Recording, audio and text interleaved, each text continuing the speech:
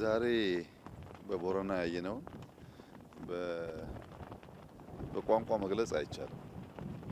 ሚራክል ነው። ቦረና የዛሬ 2-3 ዓመት በውሃ እጥረት ምክንያት ብዙ ከብቶች ያለቁበት በተደጋጋሚ በረሃብ የሚጠቃ አካባቢ ነው። ከጥቂት ዓመታት በፊት 90% የዚህ አካባቢ ሰው 90% ሴፍቲኔት ነበር። በሴፍቲኔት የሚጋባው ሰርግ የሚደረገው በእርዳታ ያህል ነው። 90% ዛሬ ዜሮ ነው።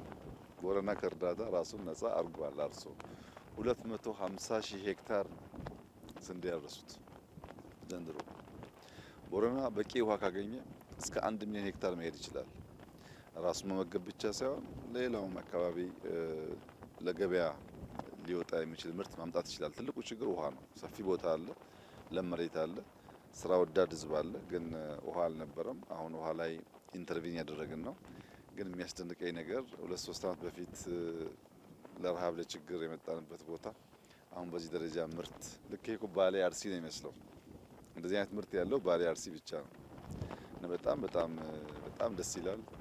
ፈጣሪ ይመስገን። ጥሩ ነገር ነው። አሁን በርታ እንስራ። ይሄ ነገር ኢትዮጵያ ውስጥ ሊሰፋ ይገባል። ኢትዮጵያ መራብ የለባትም፣ መለመን የለባትም። ብንበረታ ብንሰራ የተሰጠን ብዙ ነው። የተሰጠን አውቀን ከተጠቀምን ለውጥ እናመጣ እንችላለን የሚለውን ነገር ሁሌ የምንለውን ነገር በተግባር ያየንበት ነው። 90% ተረጂ አምርቶ ራሱን መመገብ መቻል ማለት ደግሞ ጀስት ሚራክል ምን ሌላም ነገር ሊገልጸው አይችልምና ፈጣሪ ይመስገን። የቦረናን ህዝብ እንኳን ደስ ያላችሁ ማለት እፈልጋለሁ።